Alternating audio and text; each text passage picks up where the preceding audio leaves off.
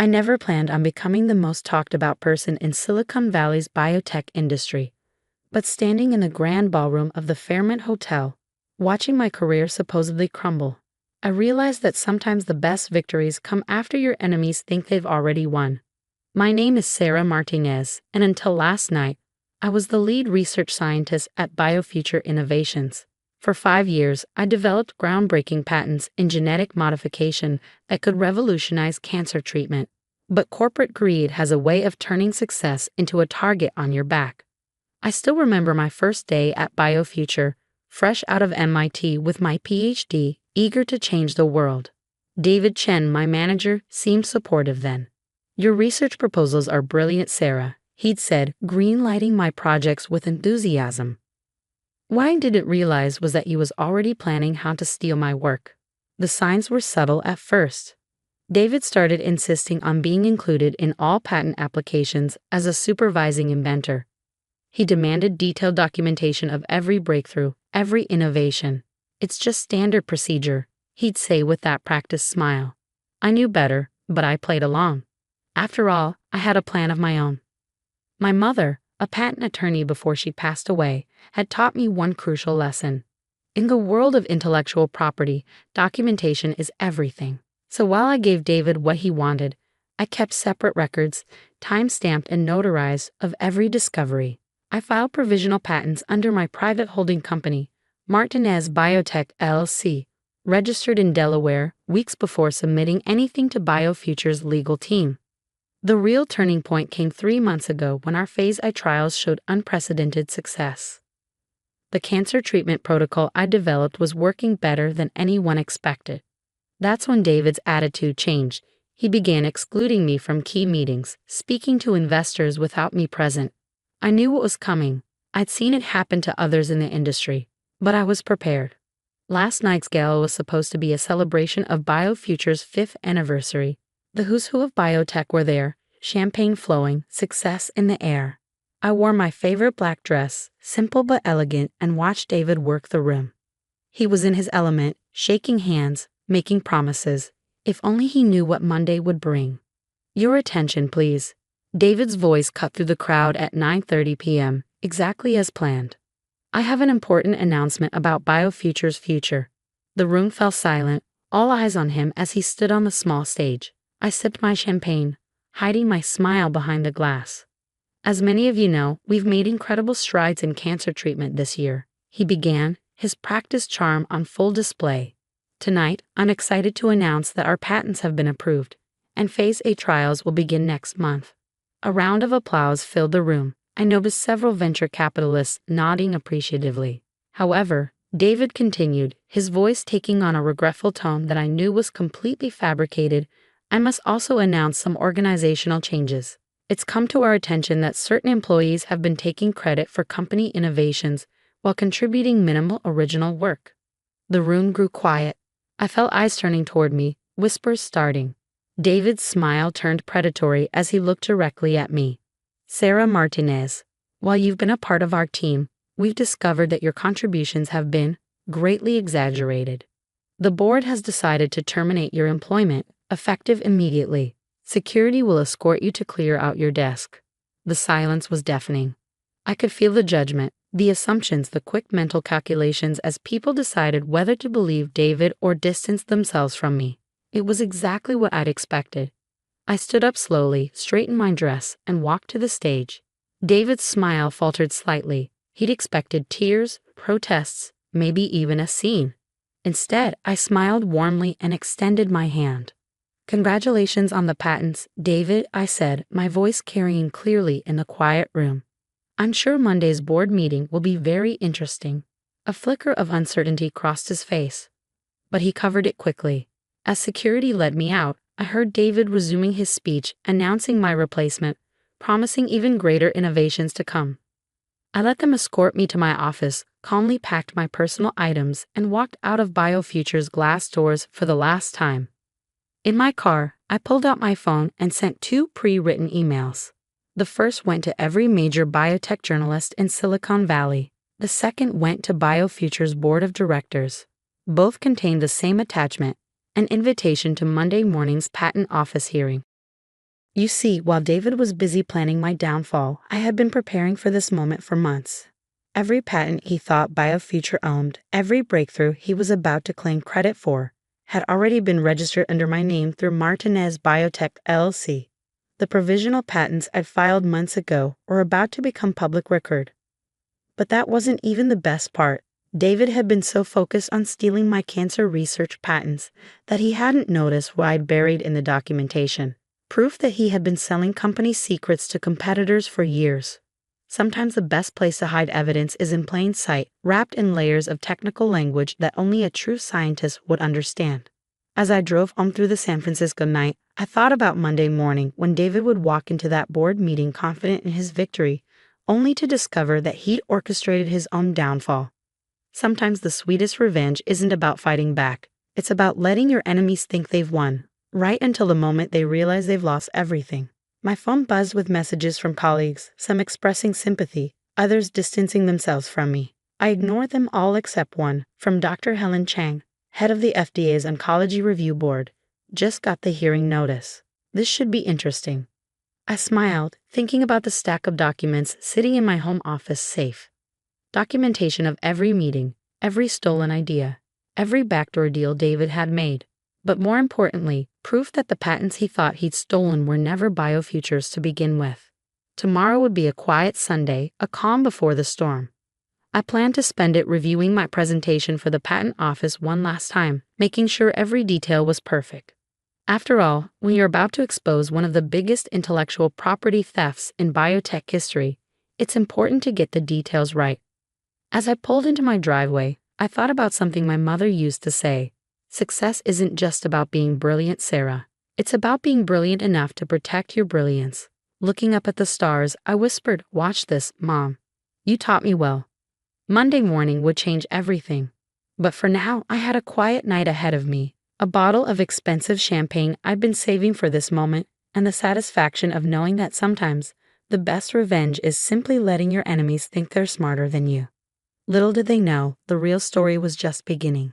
Monday morning dawned clear and bright in Silicon Valley. I arrived at the patent office at precisely 8:30 a.m., dressed in a crisp navy suit that I'd bought months ago for this exact moment. The hearing room was already filling up. Journalists, industry experts, and most importantly, BioFuture's entire board of directors. David sat at the front, looking confident but slightly confused by the turnout.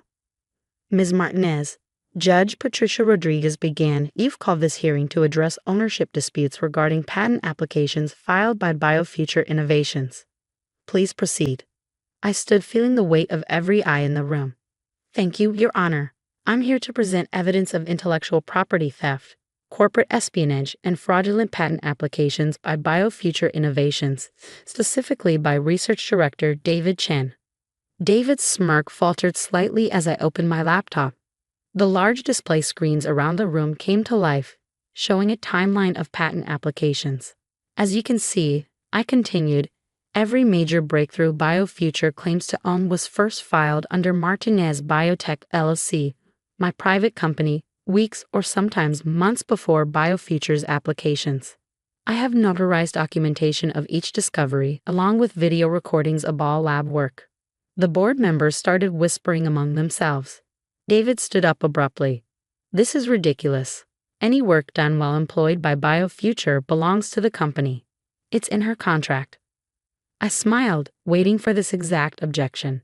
"Actually, David, if you look at Section 7.3 of my employment agreement, which I helped draft, thanks to my late mother's legal training, you'll see that all intellectual property developed using my proprietary methodologies remains my personal property. BioFuture only has licensing rights, which terminated upon my wrongful dismissal."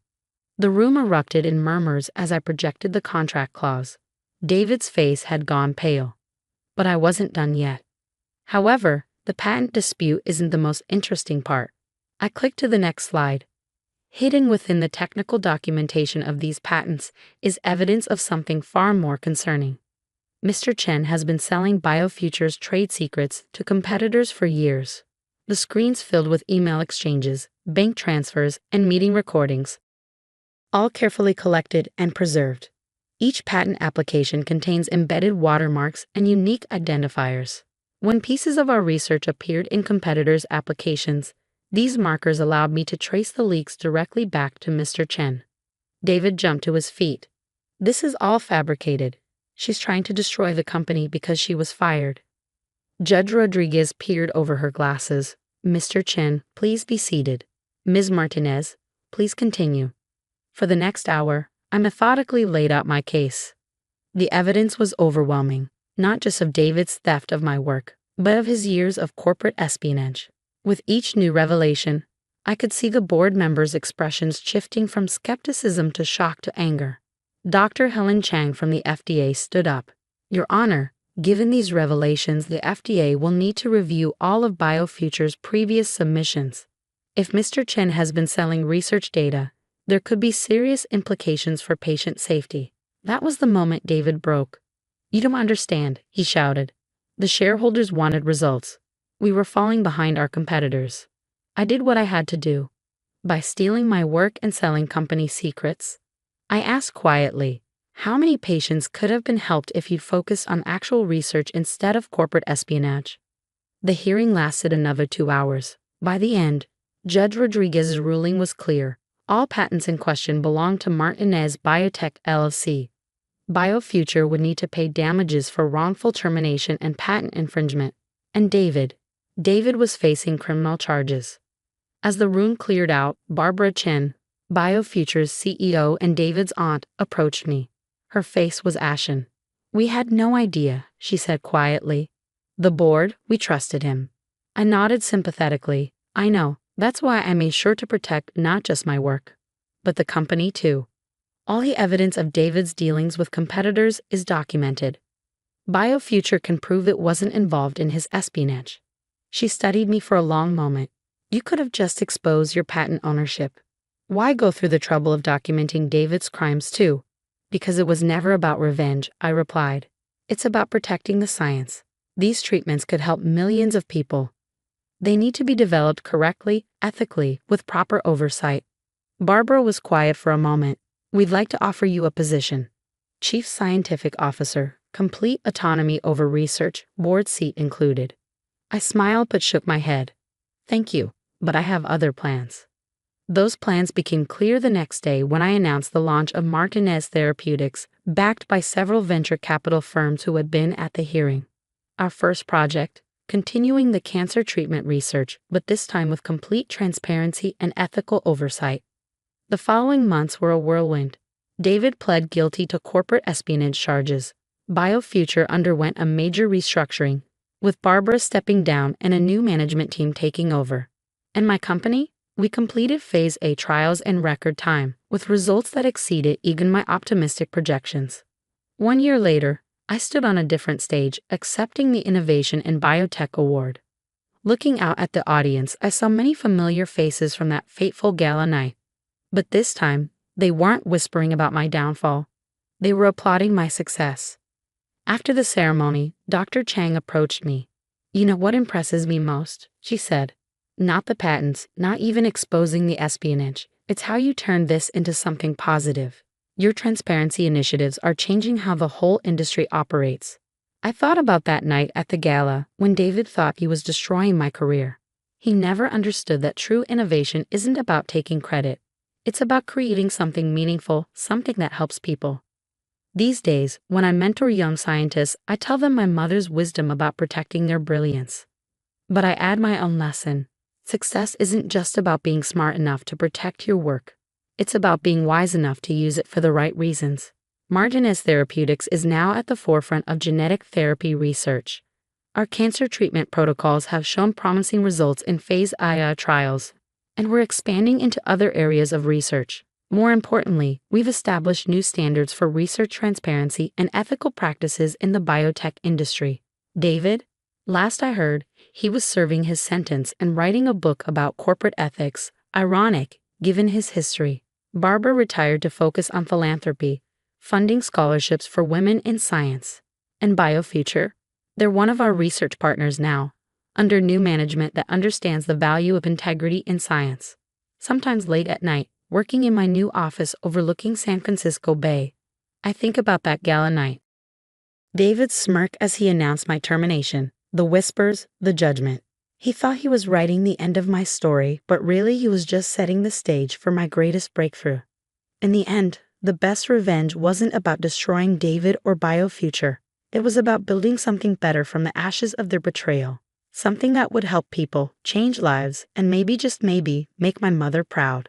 As for me, I keep my mother's old patent law books in my office now, right next to my research awards. They remind me that success isn't just about what you create, it's about how well you protect it, and more importantly, how you use it to make the world a little better. And that gala dress, I had it framed. It hangs in my office as a reminder that sometimes the moment they think you're finished is actually just your beginning. The story made headlines in Silicon Valley. Wrongfully fired scientist becomes biotech pioneer. But for me, the real headline was much simpler. Cancer treatment trials show promising results. Because in the end, that's what really matters, not the revenge, not the vindication, but the lives we might help save. That's the thing about success in science. It's not about who gets the credit. It's about what you do with the knowledge you have. And sometimes the best way to prove your worth isn't by destroying your enemies. It's by succeeding so spectacularly that they're forced to acknowledge what they lost. As I write this from my office at Martinez Therapeutics, preparing for tomorrow's FDA review of our latest trial results, I can't help but smile. The view from here is much better than from my old office at BioFuture.